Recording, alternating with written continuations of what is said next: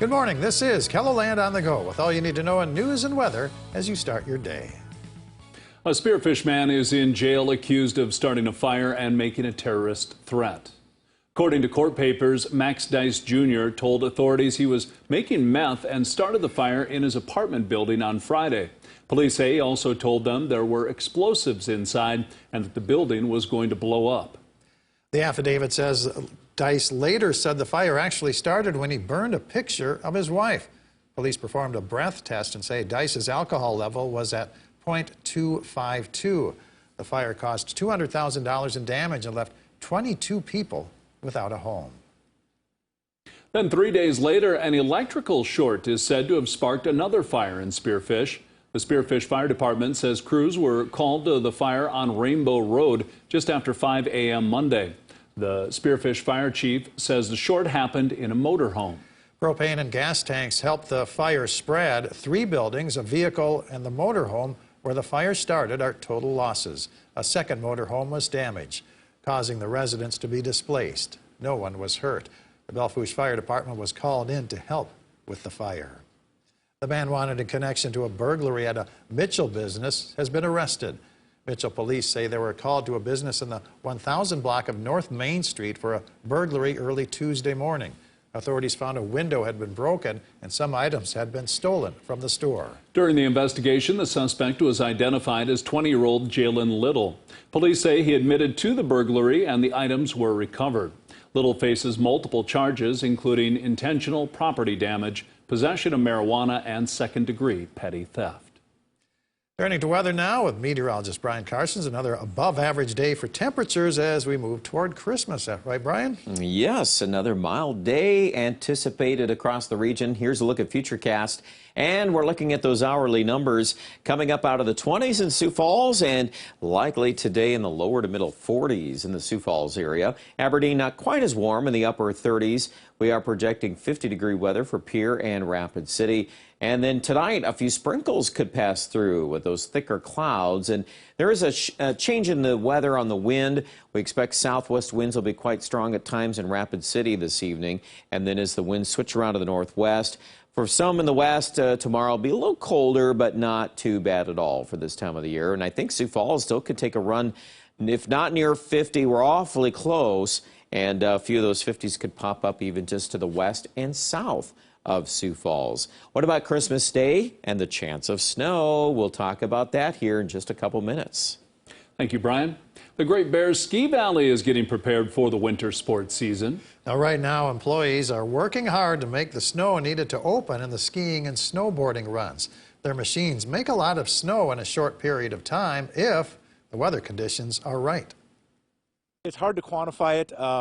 I can tell you this, that when we're going at 100%, we're going through about 950 gallons of water a minute. If we can get consistent temps, we'll say overtime or daytime highs, mid-20s, maybe lower 20s, overnight lows, single digits, maybe lower teens, we could cover 20 acres in about 10 days. A Great Bear needs to have 1.5 feet of snow covering the slopes when they open. Sioux Falls police are making sure kids in the community have a special holiday. Officers recently went Christmas shopping with kids from the Boys and Girls Club of Sioux Falls. Fleet Farm hosted the event this year. The department says officers love spending time shopping with great kids in the community. And if you take a closer look, it appears that Santa Claus got in on the fun. Starting on Sunday, you can get rid of your Christmas trees. Sioux Falls will offer 2 sites for free Christmas tree drop-offs all week long.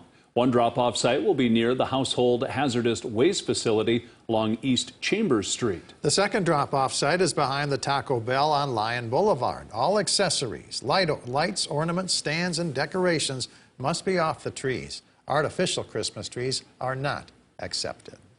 That's a look at some of our top stories. Now let's get one last look at your weather with meteorologist Brian Carsons. Brian? All right, weather for the weekend. Let's look at Christmas Day.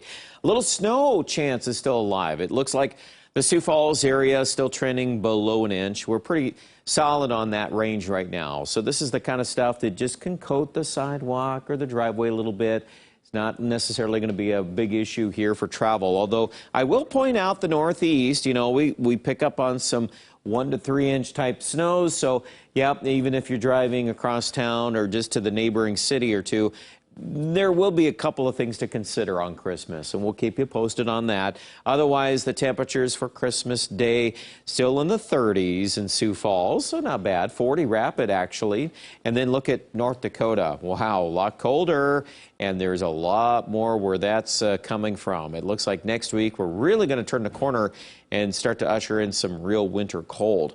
Mild the next couple of days. We're in the 40s today across a majority of Ketherland, a lot of 50s in the southwest.